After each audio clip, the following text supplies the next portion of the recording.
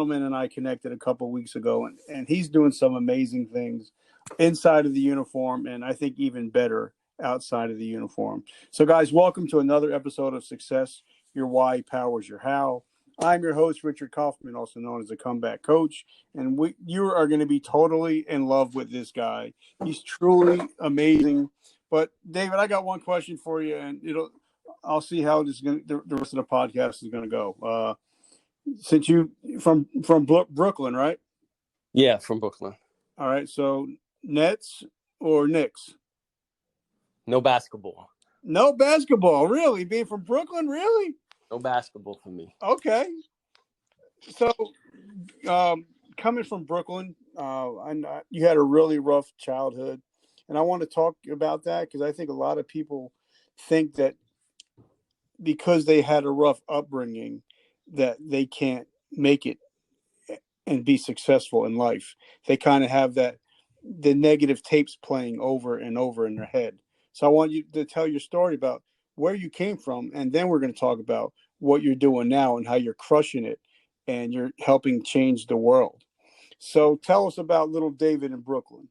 Man, you know what? I don't look at like my history. I don't look at it that way. Like, I don't see myself and I say, man, I had such a rough childhood. Like, I look at my childhood and it was just mine. Like, I wasn't gauging it with other people. And honestly, it was when I actually went into the military that I realized that my childhood was different. I had no idea. I thought everybody kind of lived that way, but I was mistaken. Yeah. So I'm reading your bio. I've read it probably 100 times already because I can so relate because I grew up a lot in the same ways. And just when you said, you slept in hallways, and I totally understand that. And so you really touched my soul. So I just want to let you know that you really touched my heart. So, to touch on that, when I was young, I wasn't the best kid, wasn't the worst kid in the world.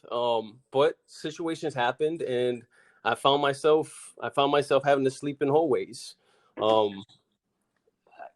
was 13 years old, and I was kind of couch surfing, I guess, for whoever would have me. And then, I was just never one for pity, and I didn't like for people to actually look down at me. So I ended up staying in hallways in Queens. One hallway was more comfortable than the other, but one had a couch, one did not. Now, you were going to school at the same time, or did you quit school too? No, actually, 7th grade was my last grade completed.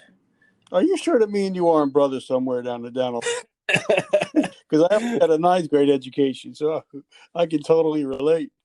I tell you what, I got a 7th grade education. I was 16 years old, right? I went for my walk-in GED at Frank and K Lane, and I didn't study for it or anything, but in my head, I never thought I'd make it at 18 years old at this time.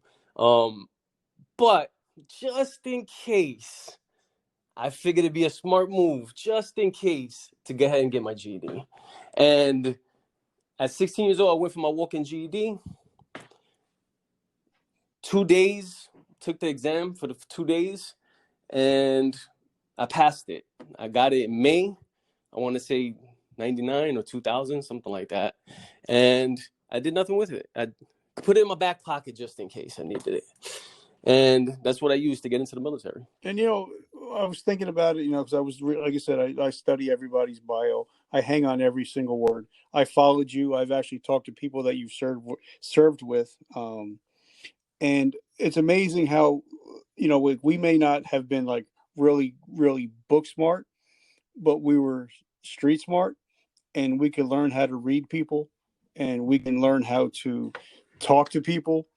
So what was that like coming from the streets and then go into basic training, and all of a sudden you're with like people from all over the country? So what was that like? Oh, wait, first you got to tell me, because I always ask this question because I love the stories that I get. What was your recruiting story? What was my recruiting story? Honestly, as far